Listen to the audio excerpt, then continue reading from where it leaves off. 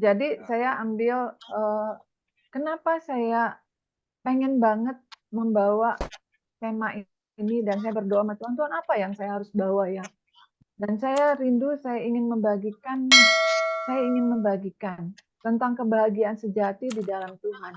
Karena kita semua perlu hidup ini indah, hidup ini bahagia, hidup ini tidak begini-begini aja, hidup yang menyenangkan hati Tuhan. Nah, apa sih arti kebahagiaan? Arti kebahagiaan itu menurut bahasa Yunani ya. Jadi dia eudaimonia, artinya terjemahannya kesejahteraan, kemakmuran dan berkat. Itu artinya bahagia.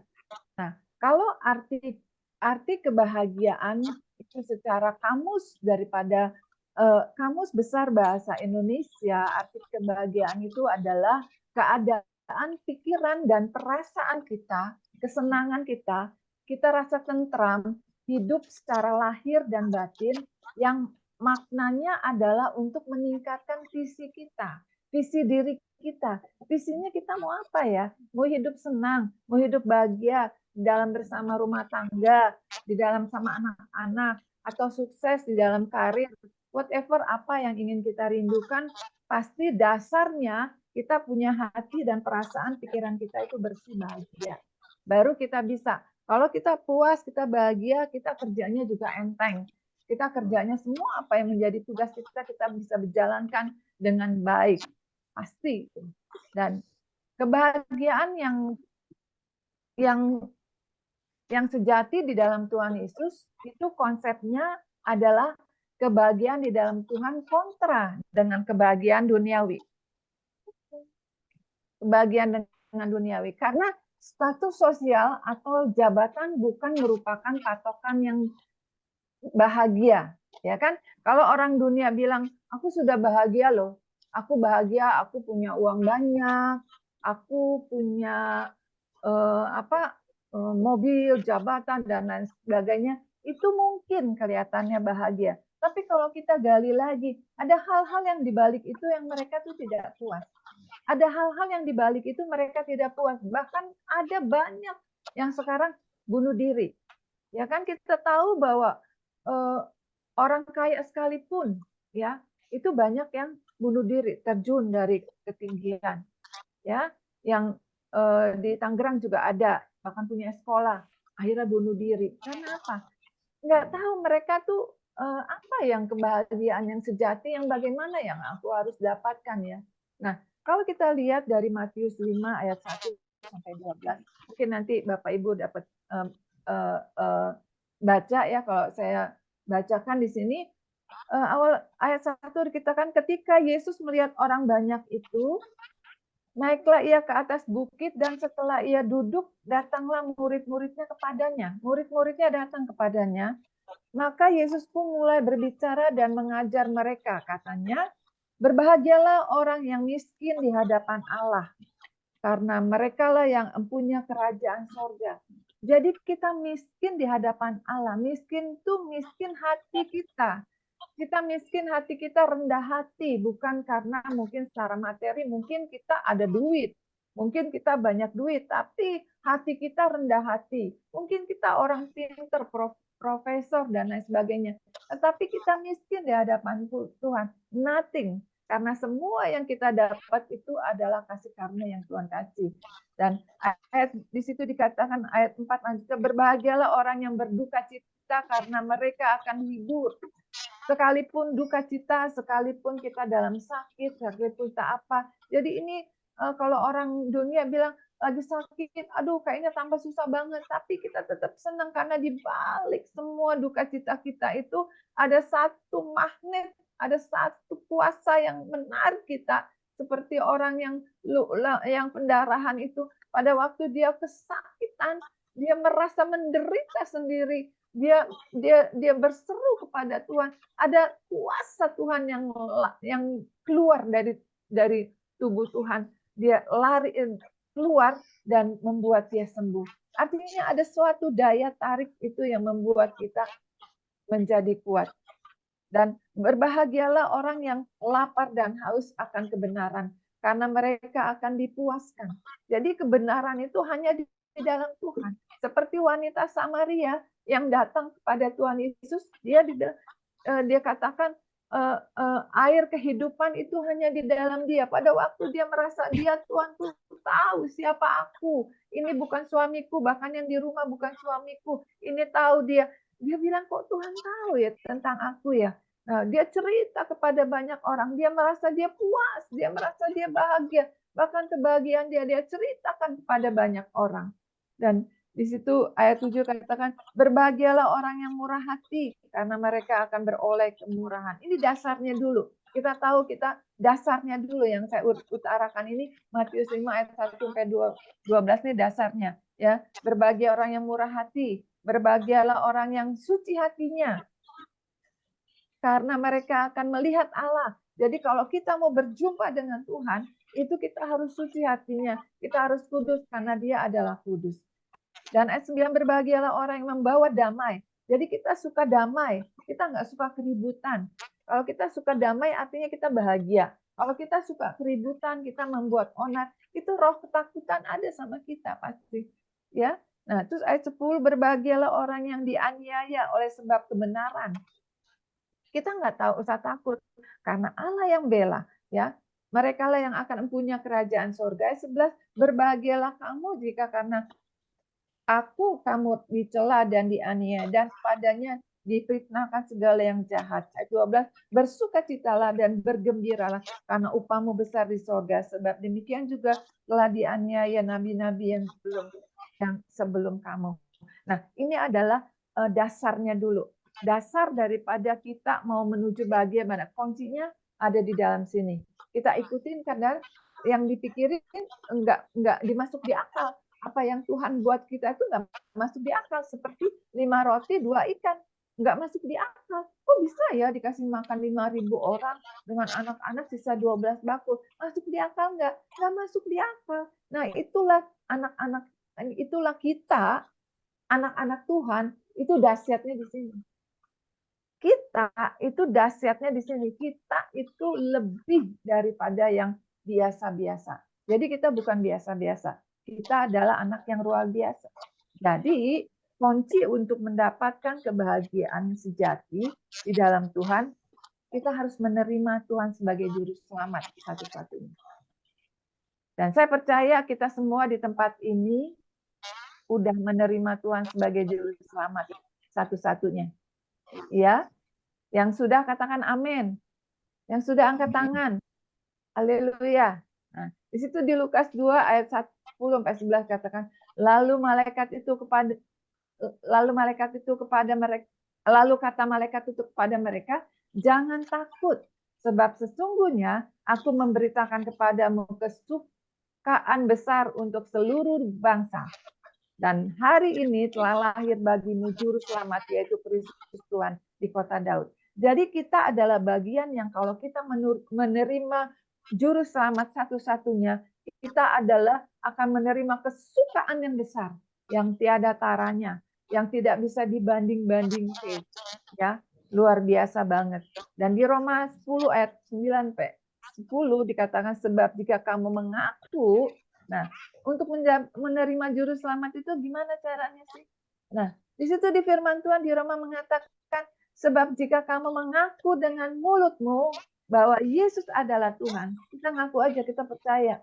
Walaupun mungkin belum kenal siapa ya, tapi aku mengaku bahwa Yesus itu adalah Tuhan.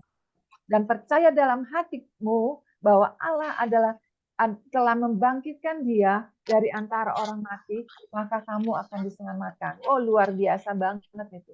Ya, karena di dalam hati orang percaya dan dibenarkan, di dalam mulut orang mengaku dan diselamatkan. Jadi kita dikasih keselamatan itu gratis. Ya, justification kita dikasih gratis.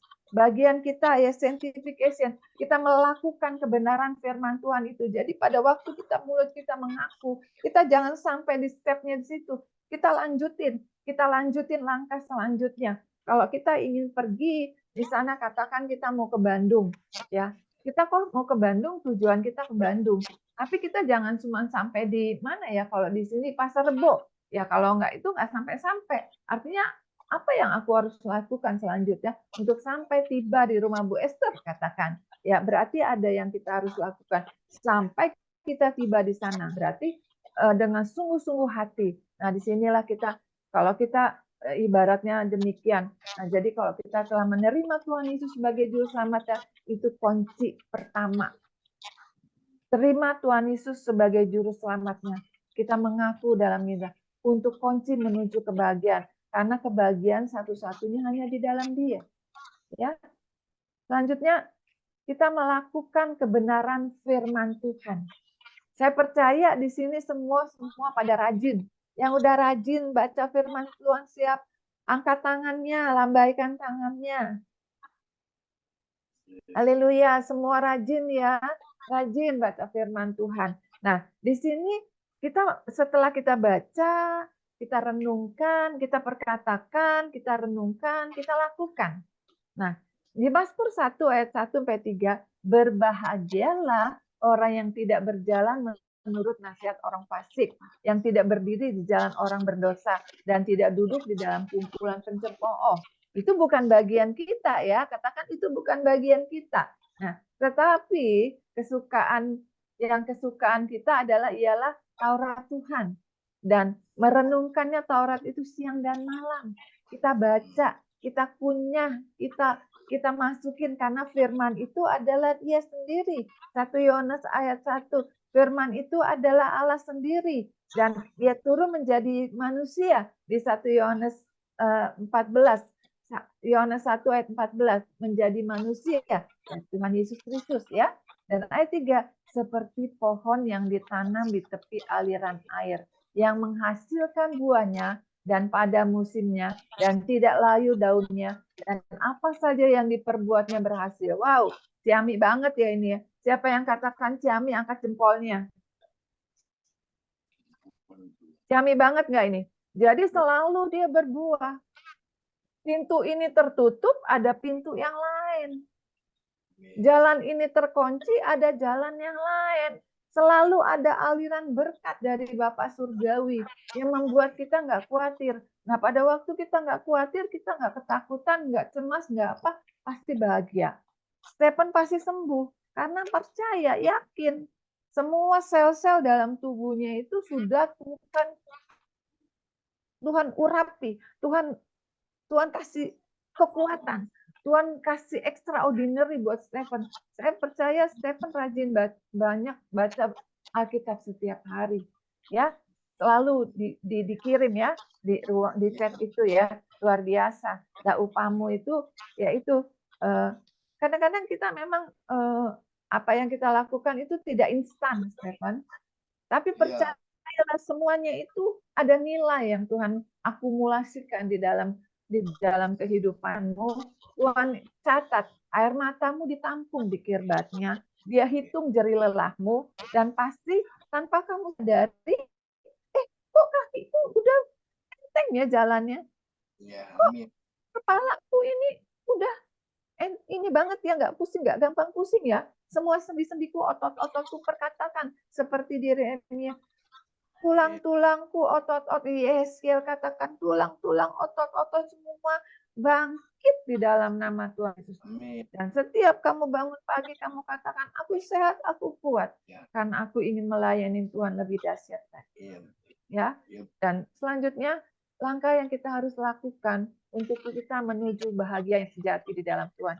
1, kita menerima diri kita apa adanya.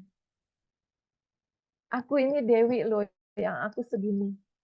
Aku ini bukan seperti orang yang mungkin wah, orang yang kaya, orang yang ini yang gampang pergi ke luar negeri. Aku menerima diriku apa adanya. Semua kekuatan dan kelemahanku pasti ada. Aku punya kekuatan, aku punya kelemahan. Dan itu aku harus tahu. Dimanapun aku ada, pertemananku dengan siapa, aku punya kekuatan, aku punya kelemahan. Dan aku punya kekurangan, dan aku juga ada kelebihan. Kelebihanku mungkin saling menutupi di dalam rumah tangga bersama suami, anak-anak. Itu saling saling melengkapi. Dan juga kita harus menghargai diri kita sendiri. Kita harus menghargai loh diri kita. Dan aku selalu katakan diri kita, makanya aku selalu, ya maaf ya kalau aku boleh katakan mungkin seperti orang gila kali ya.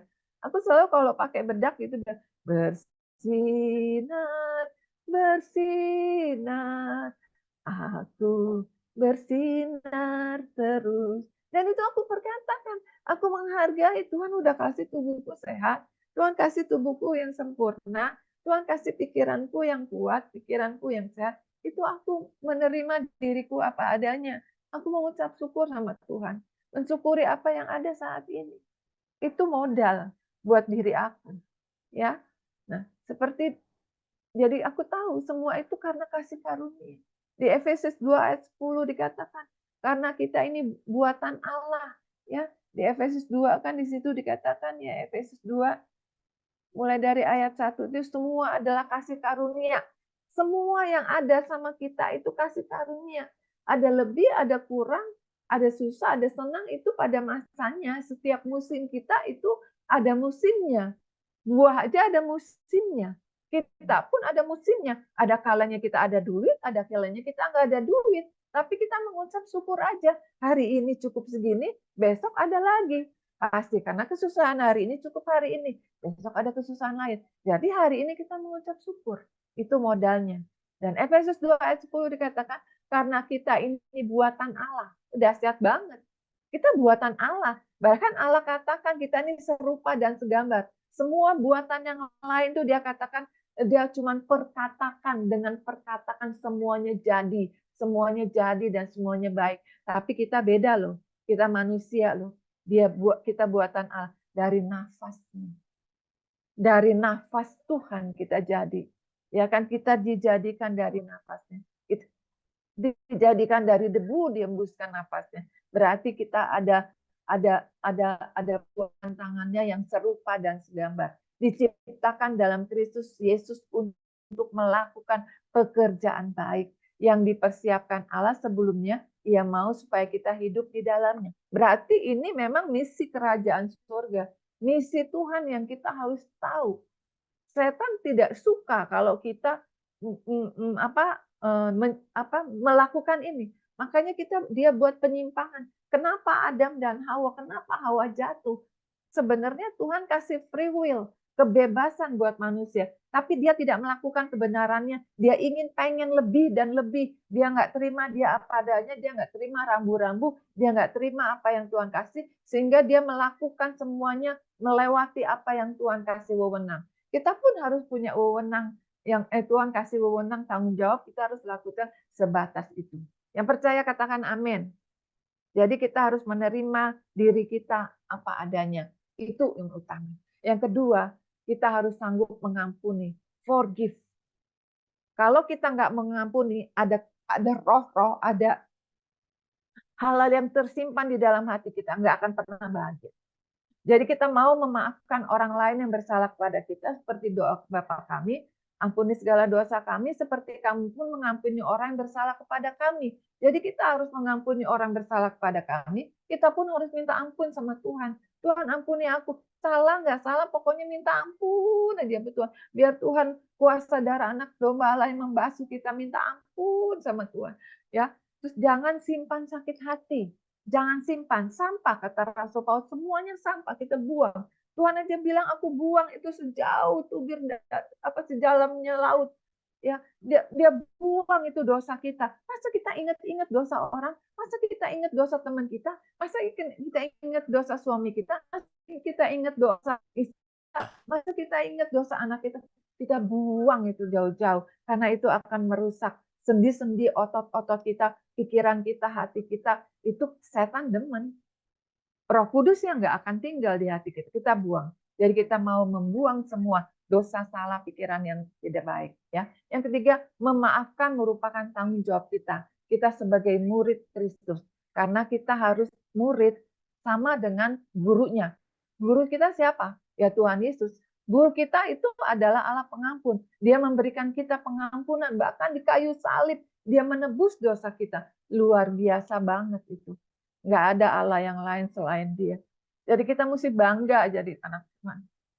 Kita sudah dimerdekakan dari dosa. Ya, jadi kita mau mengampuni orang. Dosa kita aja diampuni, masa kita nggak mau ngampunin orang? Itu yang kedua. Jadi di Matius 18 ayat 21 sampai 22 katakan, kemudian datanglah Petrus dan berkata kepada Yesus, Tuhan, sampai berapa kali aku harus mengampuni saudaraku jika ia berbuat dosa terhadap aku? Sampai 7 kali? Dia bertanya. Yesus berkata kepadanya, bukan, aku berkata kepadamu, bukan sampai 7 kali, melainkan sampai 70 kali 7 kali. Berarti nggak akan pernah habis itu. Terus never ending. Mengampuni terus itu. Nah, inilah kita bedanya kita anak-anak. The Bluetooth device is ready to pair. Inilah kita bedanya murid-murid Tuhan. Inilah kita bedanya ahli waris. Inilah kita bedanya anak Bapak. Kita harus panjang sabar. Kita harus mengampuni. Kita harus rendah hati. Kita harus simplicity, sederhana, rendah hati. Baru bahagia itu datang. Mata kita melihatnya dari konsepnya sorgawi, bukan dari konsep dunia. Selanjutnya yang ketiga, berhenti, stop khawatir. Katakan stop khawatir. Jangan khawatir. Hilangkan ketakutan, rasa cemas itu tidak ada dalam kamus kehidupan kita. Berjalan dengan iman percaya. Terus iman, pengharapan, dan kasih terus kita pupuk dalam batin kita. Kita kayak olahraga, angkat besi. Dari yang 5, dari yang 10, terus kita berlatih iman kita. Semakin hari, semakin bertambah dan bertambah. Dan yang ketiga, anggap masalah adalah tantangan. Setiap persoalan masalah kita seperti Daud melawan Goliat. Kalau kita punya masalah, kita nggak usah khawatir. Kita nggak usah kecemas. Karena kita bilang, masalah ini buat aku semakin kuat berdoa. Buat aku semakin kuat berseru meratap kepada Tuhan. Biar semua persoalan ini bisa lalu. Kenapa Daud bisa kuat? Kenapa Daud bisa melawan Goliat? Karena yang dia pegang adalah Tuhan. Dia pegang kekuatan Tuhan itu ada di dalam diri dia. Dia sanggup melawan itu. Walaupun menurut logika itu tidak mungkin. Tetapi bagi Tuhan tidak ada yang mustahil. Itu kita bisa lakukan. Karena kita adalah murid-murid Tuhan. Anak-anak Tuhan yang sama firman-Nya dahulu dan sekarang sama berlaku. Tinggal bagaimana kita mengolahnya itu menjadi rema di dalam kehidupan kita. Yang keempat, khawatir bisa membuat kesempatannya hilang. Kita terlalu khawatir. Aduh, disuruh kemana ya misalnya. Aduh enggak, ntar hujan. Aduh enggak, bisa lah. Misalnya saya panggil lagi ya Stephen. Stephen, dipanggil sama Pak Andreas. Kamu ke sana ya, di sana ada ini loh. Ada Kang Tau. Gitu. Aduh, Pak, nggak bisa Pak. Karena begini, alasannya ada aja. Khawatirlah nanti saya ini di jalan gini-gini. Nah, padahalnya tanpa kamu tahu penyertaan Tuhan itu luar biasa. Pada waktu kamu khawatir begini, begitu, hilang kesempatannya. Jadi ada waktu segala sesuatu yang Tuhan tuntun. Apakah dari Tuhan atau bukan, itu ada damai sejahtera di hati. Kalau memang ada damai sejahtera di hati, berdoa sama Tuhan, lakukan. Tapi kalau ada roh ketakutan, itu bukan dari Tuhan, itu dari setan. Itu kita, maaf, intrap, nggak bisa. Itu kita bisa katakan. Nah, di Mazmur, kalau kita terlalu khawatir, Mazmur 55 ayat 23 katakan, serahkanlah khawatirmu kepada Tuhan. Maka ia akan memelihara engkau, tidak untuk selama-lamanya dibiarkannya engkau benar itu, dibiarkannya orang benar itu goyah. Percaya dengan iman, dan saya ngelihat ada improvement, ada perubahan. Tadi saya mendengar Ibu siapa yang? Ibu Maria Francisca tergeletak setengah jam dalam kondisi koma, kolaps. Tetapi Tuhan tidak pernah meninggalkannya tergeletak. Malaikat Tuhan pasti ada di tempat itu. Dan kalau Tuhan izinkan itu umurnya panjang, ada rencana Tuhan di dalam kehidupannya. Menjadi pendoa syafaat buat keluarga, menjadi pendoa syafaat buat gereja, Indonesia. Ya, saya percaya ada rencana Tuhan. Di Matius 6 ayat 26 kata, pandanglah burung di langit. Nah, kalau kita terlalu khawatir, aduh aku nggak ada punya duit, aku besok begini, bayar anak sekolah begini dan begitu, ya.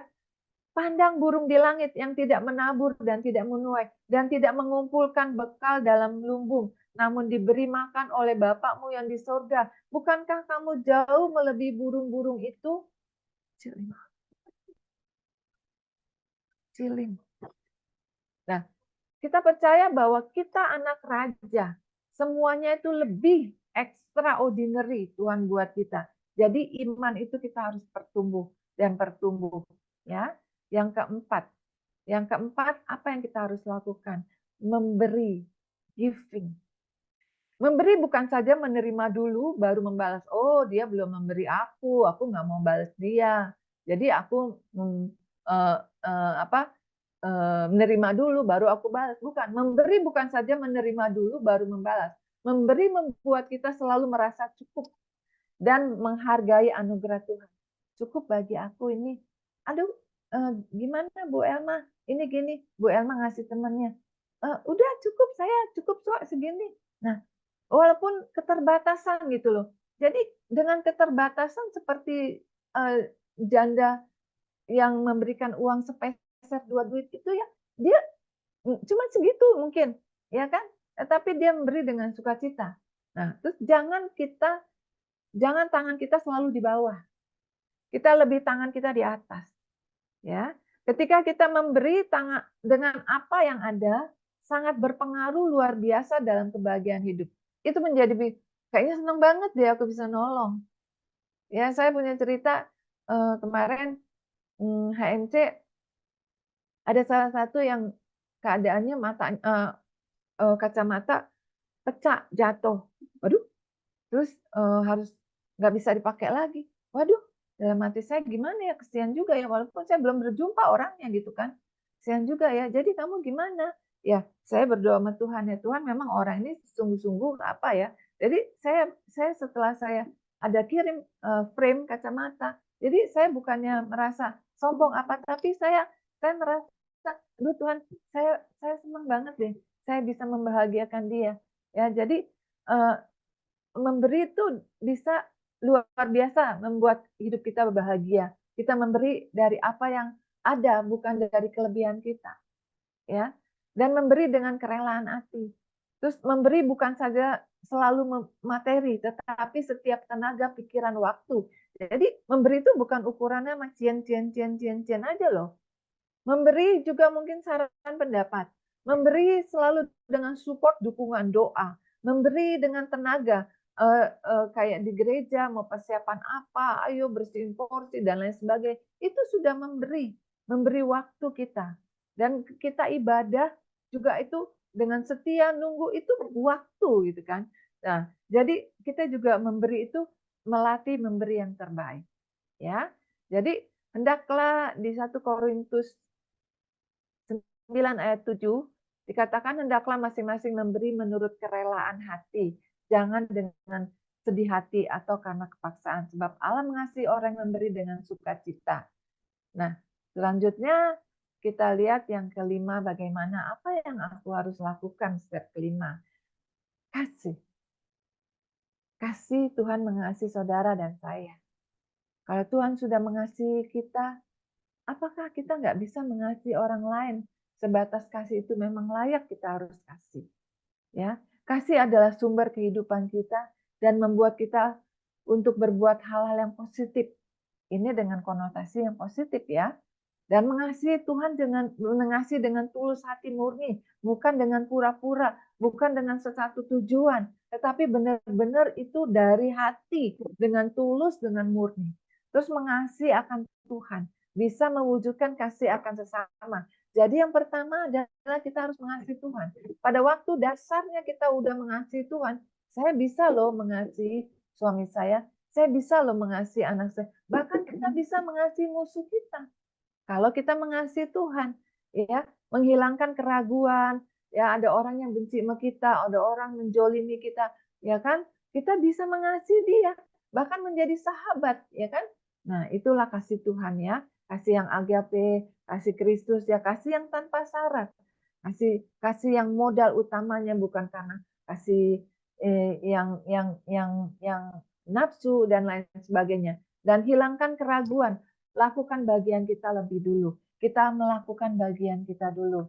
Apa yang kita harus lakukan bagian kita. Dan di Matius 22 ayat 37 sampai 39 situ kan jawab Yesus padanya, kasih Tuhan Allahmu dengan segenap hatimu, dengan segenap jiwamu, dan dengan segenap akal budimu. Wow, itu keren banget karena Tuhan lebih dulu mengasihi kita ya. Pujian itu mengatakan karena Dia lebih dulu mengasihi kita. Ya, jadi kita harus kasih Tuhan Allah kita dengan segenap hati, dengan segenap jiwa, dengan segenap akal budi kita. Jadi pikiran hati kita tuh tertuju kepada Dia. Ayat 38 itulah hukum yang terutama yang pertama, dan hukum yang kedua yang sama dengan itu ialah kasih sesamamu manusia seperti dirimu sendiri. Dan saya percaya kalau malam hari ini kita yang ada di Zoom ini kita saling mengasihi. Karena kita bersaudara di dalam Tuhan. Kayaknya nggak enak ya kalau nggak ada Burut. Burut, kok hari ini nggak baca firman Tuhan? Aku kangen deh memburut misalnya. Terus, tiap Zoom ini kok kangen ya kayaknya. Kayak kita pengen sharing gitu ya. Kayaknya itu ada apa? Bukannya saling gimana, tapi itu karena ada kasih Kristus. Kita saling mengasihi. Dan yang keenam kita bersyukur. Ini paling powerful banget. Grateful. Kita mengucap syukur. Bersyukur merupakan salah satu kunci kebahagiaan. Di dalam keadaan yang tidak baik pun tetap bersyukur. Bersyukurlah akan hal kecil sekalipun dapat mengubah hidup kita, hidup saudara dan saya. Sekecil apapun, kita hari ini dapat uang misalnya katakan 100.000. Kita mengucap syukur karena dari 100.000 bisa jadi 1 juta. Kita mengucap syukur segala hal. Anak kita misalnya nilainya belum terlalu bagus, kita ngucap syukur dia udah rajin pagi-pagi berangkat sekolah.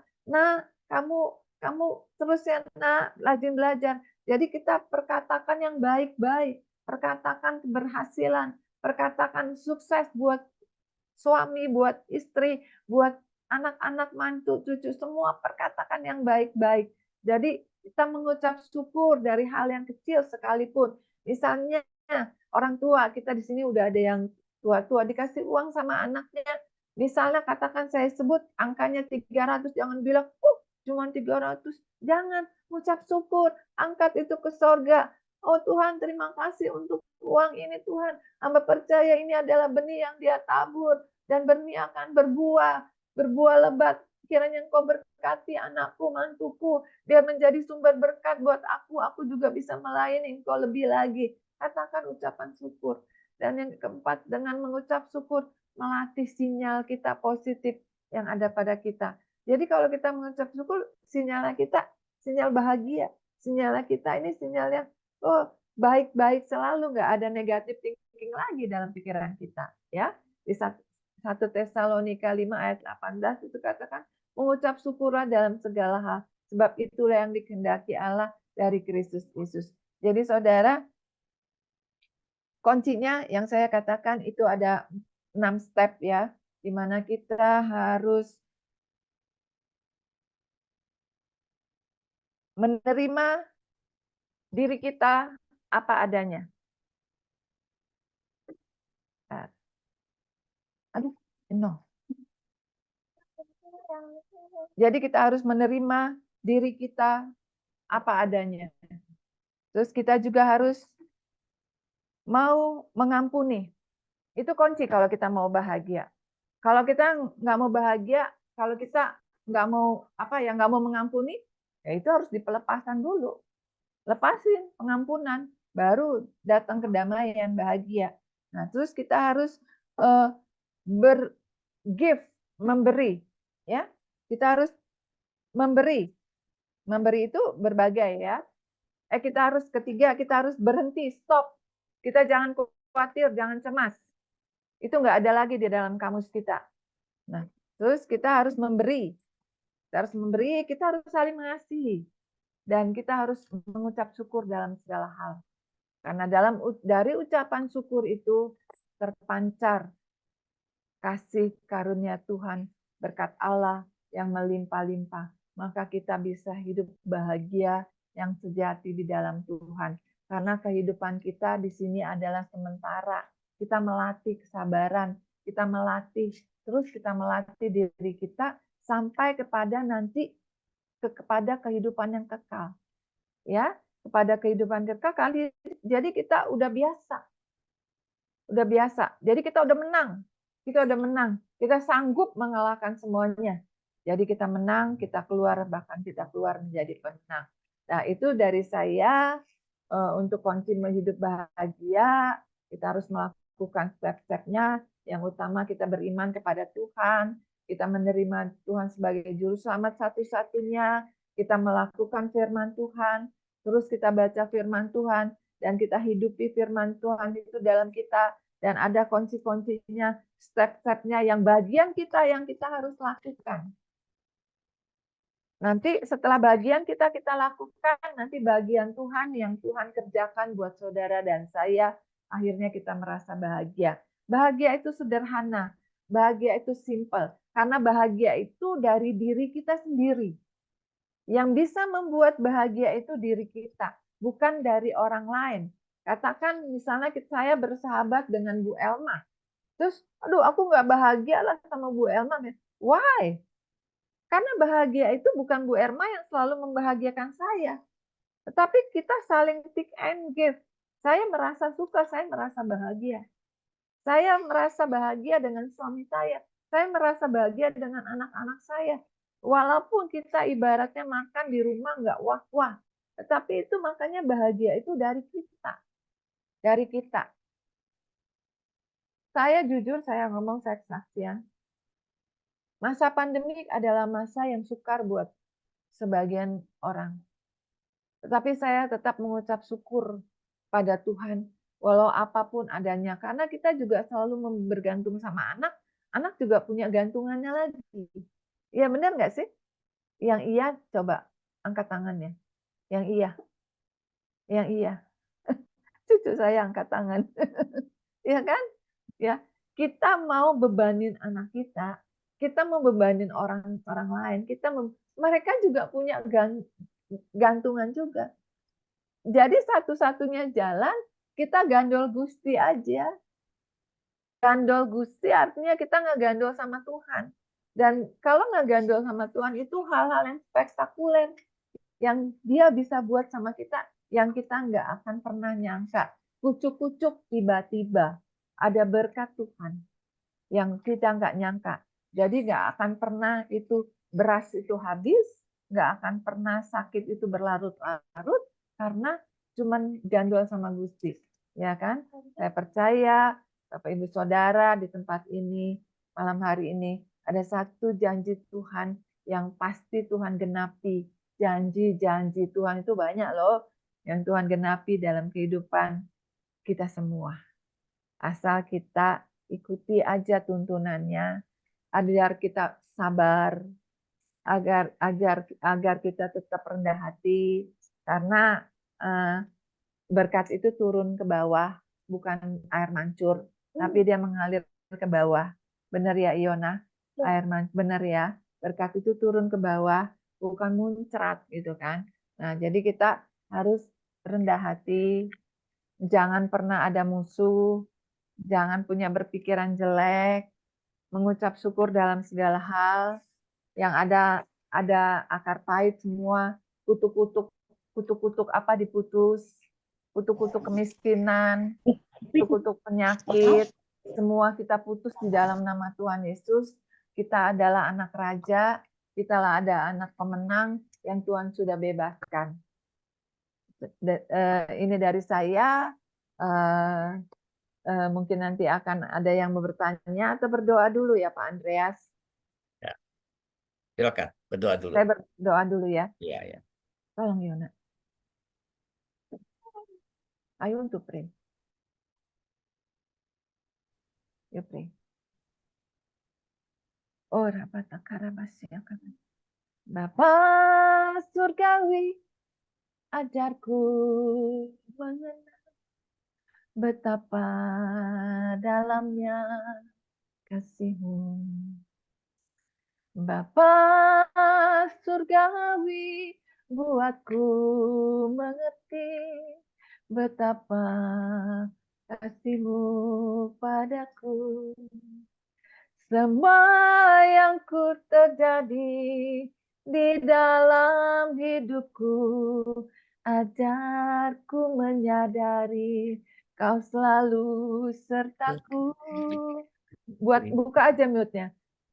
Hatiku selalu bersyukur padamu, karena rencanamu indah bagiku. Kita nyanyi, buka aja mute-nya, saling nyanyi ya.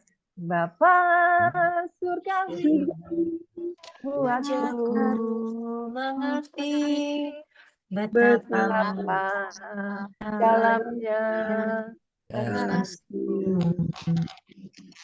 Bapa ajarku mengenal betapa padaku. Semua yang terjadi di dalam hidupku, ajarku menyadari Kau selalu sertaku.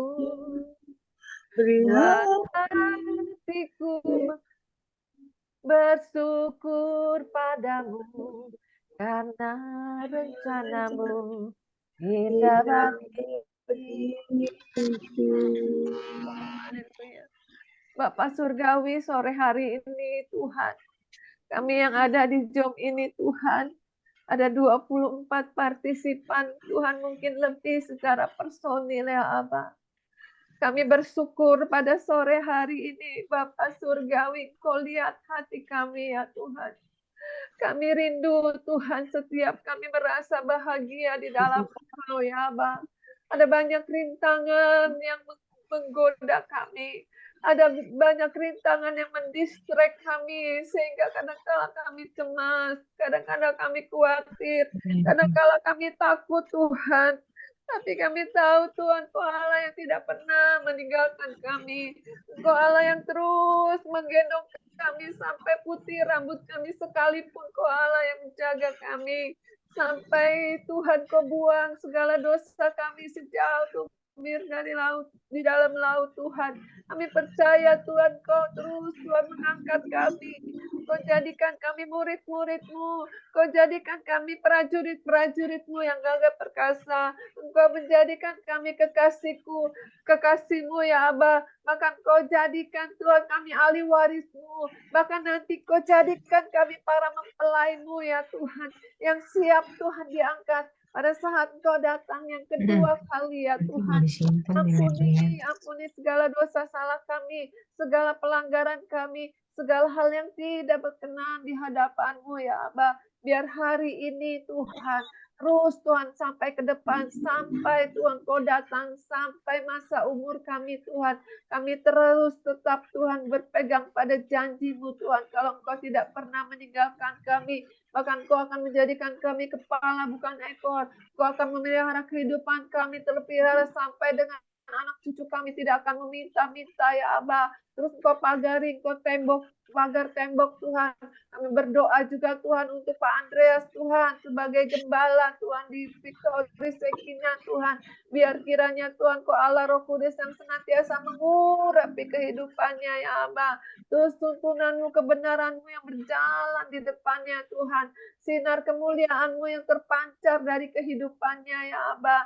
Terus Kau bawa Tuhan Victory Sekina, orang-orang yang berkemenangan di dalam Kau ya Abah. Kami yang ada di tempat ini Tuhan tidak terkecuali kami yang sakit, Kau telah berikan kami kesembuhan ilahi di dalam nama Tuhan Yesus. Yang kekurangan Kau cukupi ya Abah. Yang tidak ada jalan keluarnya Tuhan, kami percaya Engkau bisa membuka pintu yang sudah berabad-abad terkunci sekalipun di dalam nama Yesus. Bahkan Tuhan, sumur yang sudah tidak ada aliran airnya Tuhan di zaman Ishak, Tuhan Kau bisa membuat itu airnya Tuhan meluap-luap Tuhan. Kami percaya Tuhan, berikan kami roh kami saling mengasihi. Oh Rabatakarabasyakarabayarabas. Terima kasih Tuhan. Kami percaya bila ada kuasa-kuasa yang merebut Tuhan, perpecahan di dalam rumah tangga, ada kuasa-kuasa yang merebut Tuhan, oh anak-anak generasi yang memberontak pada orang tuanya Tuhan, ada kuasa-kuasa yang ingin roh memecah belah sesama jemaat buat apapun juga Tuhan, biar kiranya segala kuasa-kuasa yang bukan daripadamu Tuhan, kami bersaksi, kami patahkan, kami hancurkan di dalam nama Tuhan Yesus. Dan kami lepaskan berkat damai sejahtera, sukacita bahkan untuk Indonesia Tuhan di mana kami ada. Terima kasih untuk malam hari ini ya Amba. Di dalam nama Tuhan Yesus Amba telah berhenti bicara Tuhan. Roh Kudus terus yang Engkau materaikan di dalam hati mereka, di dalam hati setiap umat-Mu Tuhan. Apa yang firman yang telah hamba sampaikan ya Amba, di dalam nama Tuhan Yesus. Makasih ya Tuhan, haleluya. Amin.